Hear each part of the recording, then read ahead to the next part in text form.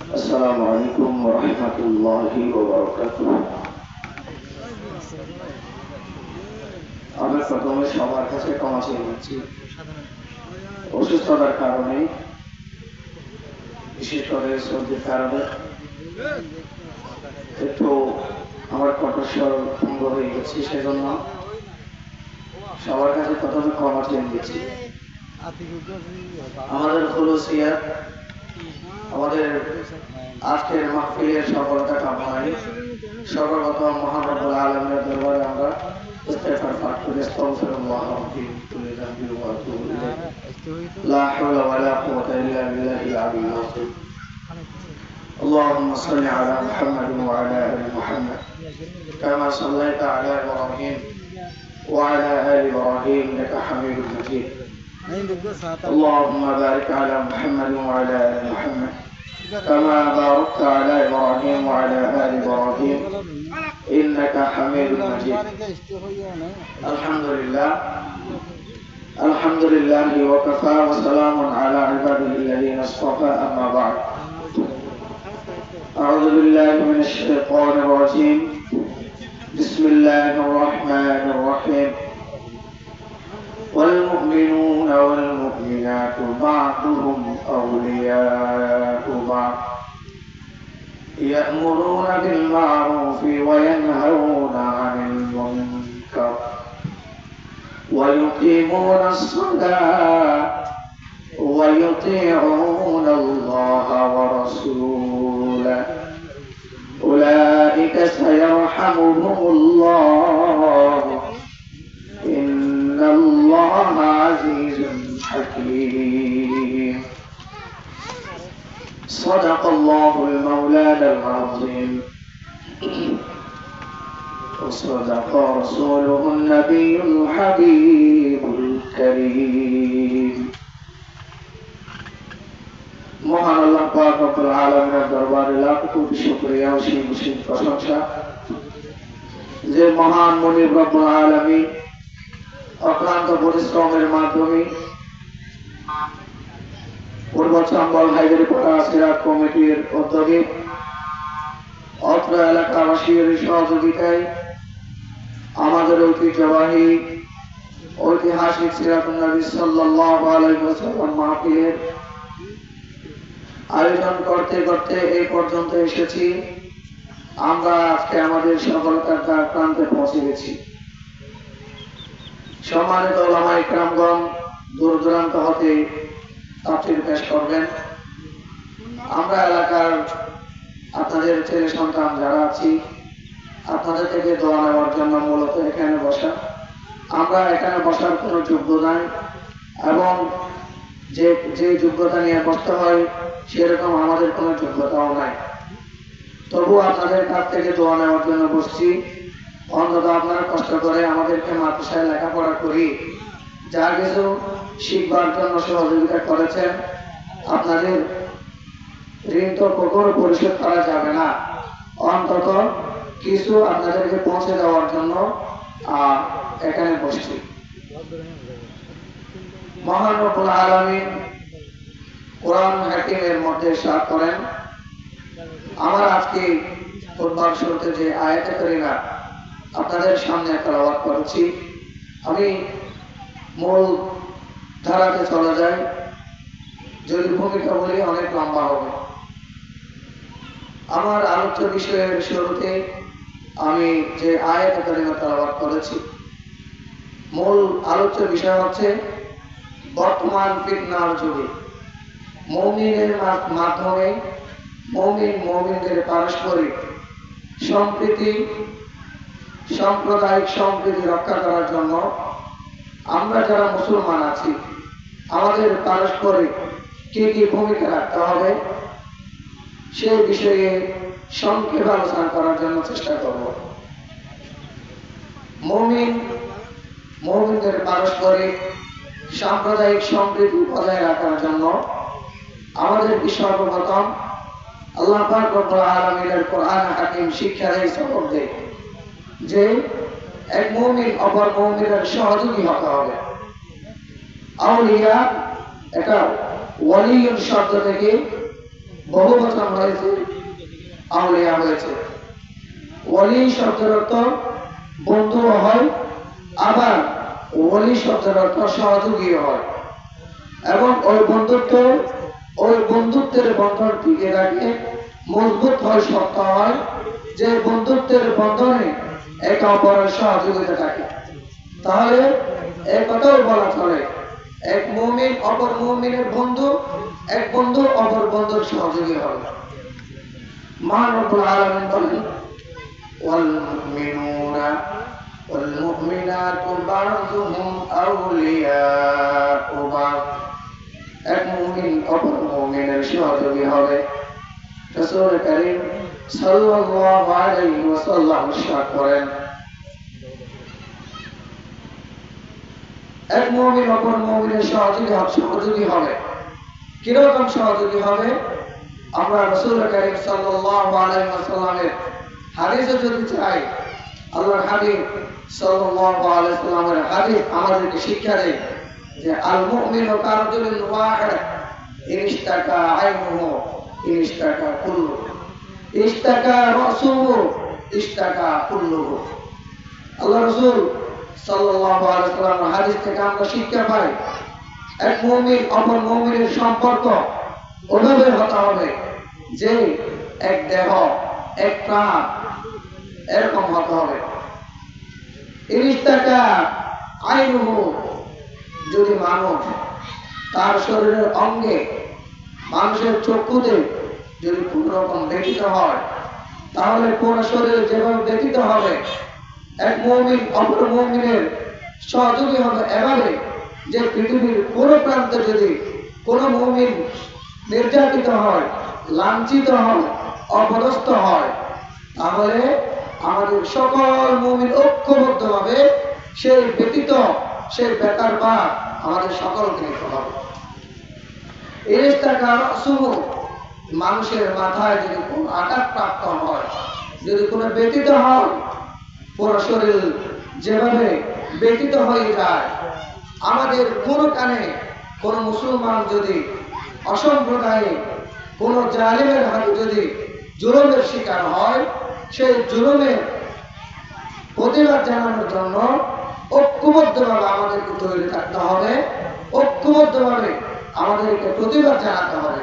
এটাই হবে এক মুমিনের প্রতি আরেক মুমিনের সহযোগিতা, এক মুমিনের প্রতি আরেক মুমিনের সাহায্য, দয়া। আমরা আরেকটি হাদিসের মাধ্যমে জানতে পারি, রাসূল কারীম সাল্লাল্লাহু আলাইহি ওয়াসাল্লাম আরেকটি হাদিসে বলেন, লিল মুমিনি আলাল মুমিনি সিত্তু খিসাল। এক মুমিন অপর মুমিনের সহযোগী হওয়ার জন্য, এক মুমিন অপর মুমিন থেকে 6টি গুণ পায়, 6টি হক পায়। আমরা এক মুমিন অপর মুমিন থেকে 6টি হকের অধিকারী হব। 6টি হক বলতে পারেন, 6টি গুণ বলতে পারেন। আমি মুসলমান, আপনিও মুসলমান, আমি আপনার থেকে 6টা গুণ পাই, 6টা হক পাই, আপনিও আমার থেকে 6টা হকের অধিকারী হবেন।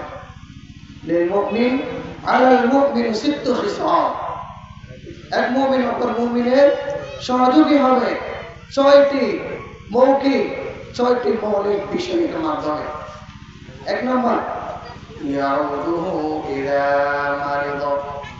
কোন মুমিন যদি অসুস্থ হয়, কোন মুমিন যদি কোনো প্রকার জটিল অসুস্থতা হয়ে যায়, আমার দায়িত্ব হবে আমি মুমিন হিসেবে আমার সাধ্য অনুযায়ী যে মুমিন অসুস্থ হয়েছে ওই মুমিনের খবর নেওয়া।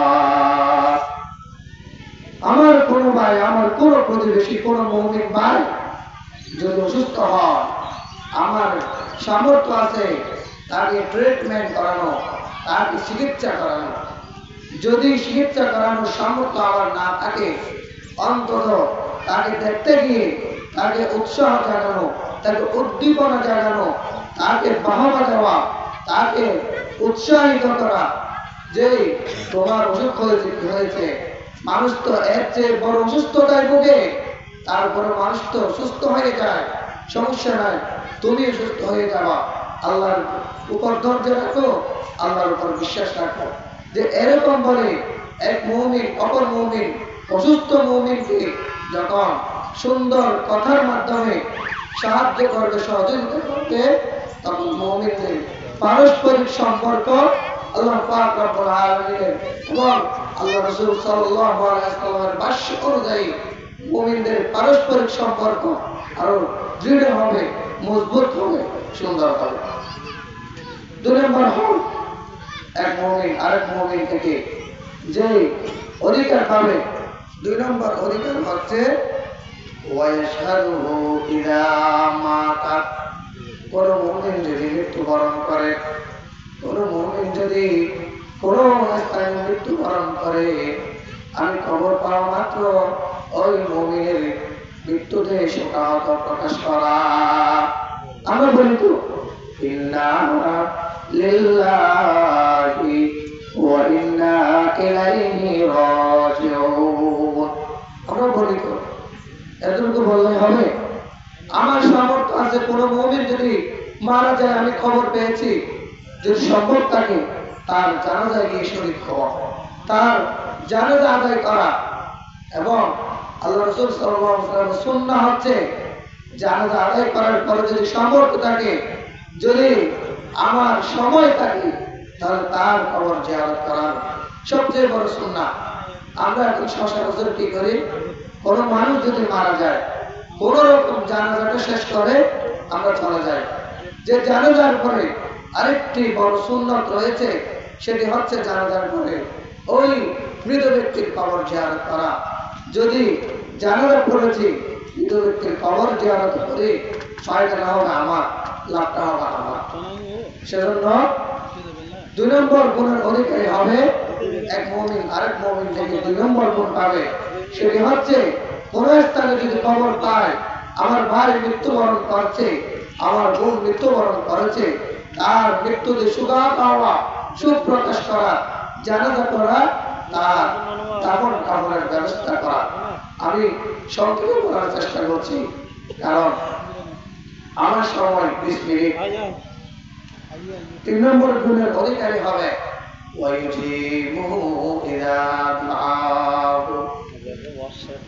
যদি কোন মুমিন দাওয়াত দেয়, ওই মুমিনের দাওয়াত কবুল করা, সম্ভব অনুযায়ী ওই মুমিনের দাওয়াতে আমি শরীক হব।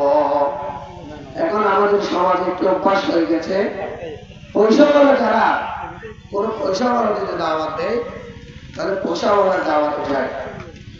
কোন মিসকিন অর্থের ভিখারি কিংবা আমার চেয়ে নিম্ন শ্রেণীর কোন মানুষ যদি আমাকে দাওয়াত দেয়, ওই মানুষের দাওয়াতটাকে আমি তো গ্রহণ করি না, বরং ওই মানুষের দাওয়াতটা আমি ঘৃণার চোখে দেখি, যেটা আমাদের সমাজের এখন বাস্তব চিত্র। সেজন্য সাম্প্রদায়িক সম্প্রীতি রক্ষা করার জন্য যে পারস্পরিক মুমিনরা হক পাবে, 3 নম্বর হচ্ছে আমাকে কোন মুমিন যদি তার সামর্থ্য অনুযায়ী মেহমানদারি করার জন্য দাওয়াত দেয়, ও তার দাওয়াত কবুল করা আমার কর্তব্য, আমার দায়িত্ব। আমার থেকে ওই মুমিন ব্যক্তি সে হক পায়। 4 নম্বরে ওয়াইসাল্লিমু আলাইহি ইযা লাকিয়া। এক মুমিন অপর মুমিনের সাথে যখন সাক্ষাৎ হবে, তখন রাসূল সাল্লাল্লাহু আলাইহি ওয়াসাল্লামের শিক্ষা হচ্ছে আসসালামু আলাইকুম ওয়া রাহমাতুল্লাহ। সালাম দেওয়া, আফসুস সালাম। তোমরা সমাজের মধ্যে সালামকে বিচরণ করো। আজকে আমাদের সমাজে বড় সমস্যার মধ্যে একটি সমস্যা আছে, আমরা সালাম দেওয়াটা একদম নিম্ন শ্রেণীতে নিয়ে গেছি। একজন মানুষ এসে তার জন্য মানুষ দেখা হলে কি বলি, হাই, হ্যালো, যেটা ইহুদি নাসারার সংস্কৃতি, সেটা আমরা ধারণ করি। অথচ আমরা মুমিন। নবী আদর্শ হচ্ছে এক মুমিন অপর মুমিনের সাথে যখন সাক্ষাৎ হবে, তখন আমরা সালামকে প্রচার করব, সালামকে আমরা প্রচারণ করব। আফসুস সালাম, সালামকে তোমরা সমাজের মধ্যে বিচরণ করো। আল বাদিউ বিস সালাম বারিউম মিনাল কিবির। যদি তুমি আগে সালাম দাও, তাহলে তোমার থেকে অহংকার দূর হয়ে যাবে। অন্তত আমাদের তাজকিয়ায়ে নফস, আমাদের নফসকে পরিশুদ্ধ করার জন্য, আমাদের আত্মাকে পরিশুদ্ধ করার জন্য হলেও সর্বপ্রথম আমাকে সালাম করতে হবে। 5 নম্বর, ওইসব ইদা আতাসা, কোন মুমিন আমার সামনে বা কিংবা আমার পাশে যখন কোন হাসি দিবে, আমরা যেটাকে আমাদের আঞ্চলিক ভাষায় বলি আচ্ছানি হবে, যে হাসি দিবে সে যখন আলহামদুলিল্লাহ পড়বে, আমি এখন সমাজ থেকে এগুলো আস্তে আস্তে চলে যাচ্ছে, কেউ যখন হাসি দিবে তখন আমরা ইয়ারহামুকাল্লাহ বলে তার হাসির জবাব দেব। আবার সেই জবাব দেবে ইয়াহদিকুমুল্লাহ ওয়া ইউসলিহ বালাকুম ওয়া ইয়ারহামুকুমুল্লাহ, এরকম করে সেও জবাব দিবে। তখন সাম্প্রদায়িক সাম্প্রদায়িক সম্প্রীতি সমাজের মধ্যে আরো বহু গুণে বৃদ্ধি পাবে। মুমিনদের যে বিজয় সেটা আরো ত্বরান্বিত হবে। একদম সর্বশেষ 6 নম্বর হক হবে ওয়ায়ানসাহুল্লাহু ইযা গাবা আও শাহিদা, কোন মুমিন আমার থেকে 6 নম্বর হক পায়, ওই মুমিনের সাথে সেই আমার সামনে উপস্থিত থাকুক কিংবা আমার থেকে অনুপস্থিত হোক, ওই মুমিন ভাইয়ের জন্য সব সময় আমি খয়রাহানি, সব সময় তার যাতে পাওয়া হয় সেটা আমি তালাশ করব। আমরা তার পরনিন্দা করবো না, গীবত করবো না। এখন আল্লাহ রাসূলের হাদিস একরকম, আমাদের সমাজের চাল চলন হয়ে যাচ্ছে আরেক রকম। 2 জন মানুষ যদি এক জায়গায় বসে 3য় জন ব্যক্তির সমালোচনা শুরু করে দেয়, আমাদের আল্লাহ তাআলা মাফ করুক, আমাদের মা-বোনদের মধ্যে সেই ত্রুটি সবচেয়ে বেশি দেখা যায়। 2 জন একসাথে বসছে, 3য় জনের গীবত শুরু করে দেয়। যে যারা গীবত করে তারা যেন মৃত ভাইয়ের গুস্ত, মৃত ভাই থেকে চলাই খায়। সেজন্য আমরা অনুপস্থিত থাকো, মুমিন ভাই উপস্থিত থাকো, তার যাতে ভালো হয়, উন্নতি হয়, সে যাতে ভালো কিছু করতে পারে, আমরা সেই দোয়া করব, গীবত করব না, পরনিন্দাটা আমরা ছেড়ে দেব। এই হকগুলো যদি আমি আমার মুমিন ভাইয়ের মধ্যে ছড়িয়ে দিতে পারি, তাহলে সাম্প্রদায়িক সম্প্রীতি, মুমিনদের মধ্যে পরস্পরে যে একটা সৌহার্দ্য, যে একটা ভালো সম্পর্ক, সেটা সমাজের মধ্যে আবারও ফিরে আসবে, সোনালিয়াতে আবারও ফিরে আসবে। আমি প্রথমে আমার ঘর দিয়ে শুরু করতে হবে। আমি যদি আমার ঘরে রাসূলের এই সুন্নাহগুলো বাস্তবায়ন করতে পারি, তাহলে আমার সমাজে এগুলো বাস্তবায়ন হবে। যদি সমাজে বাস্তবায়ন করতে পারি, তাহলে আমার এলাকায়, পুরো দেশে সেই রাসূলের সুন্নাহ বাস্তবায়ন হবে। সম্মানিত হাজিরিন, আমি যে আয়াত কারিমা তেলাওয়াত করেছি, 2 নম্বর অংশ হচ্ছে বদর আউলিয়া উবাস একে অপরের সহযোগী হবে। 2য় অংশ হচ্ছে ইয়ামুরুনা বিল মা'রুফ, সৎ কাজের আদেশ প্রদান করবে। ওয়া আহসান কওলা মিম্মান দাআ ইলাল্লাহ ওয়া আমিলা সালিহান ওয়া ক্বালা ইন্নানি মিনাল মুসলিমিন, যে নিজেকে সঠিক মুসলমান দাবি করে সুন্দর হুসন কওল, সুন্দর কথার মাধ্যমে মানুষের মাঝে দ্বীনের দাওয়াতটাকে ছড়িয়ে দিবে, সুন্দর আচরণের মাধ্যমে মানুষের মধ্যে দ্বীনের দাওয়াতটা পৌঁছে দেবে।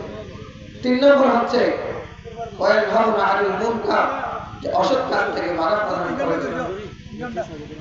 রাসূলের সিরাত হচ্ছে মান রাআ মিনকুম মুনকারান ফালিগাইয়িরু বিয়াদিহি ফাইন লাম ইস্তাতি' ফাবিলিসানিহি ফাইন লাম ইস্তাতি' ফাবিকলবিহি ওয়া যালিকা আযআফুল ঈমান। যে অসৎ কাজ থেকে বাধা প্রদান কিভাবে করব?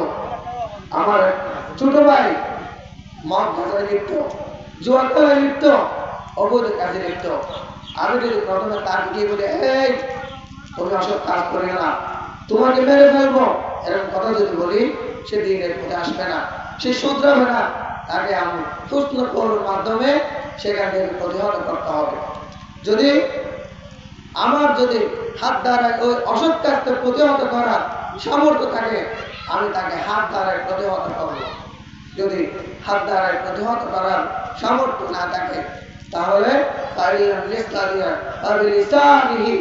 তখন আমাদের জবানের দ্বারা, আমাদের মুখ দিয়ে, উত্তম ভাষা দিয়ে আর কি অসৎ কাজ থেকে আমাদের ফিরিয়ে আনতে হবে।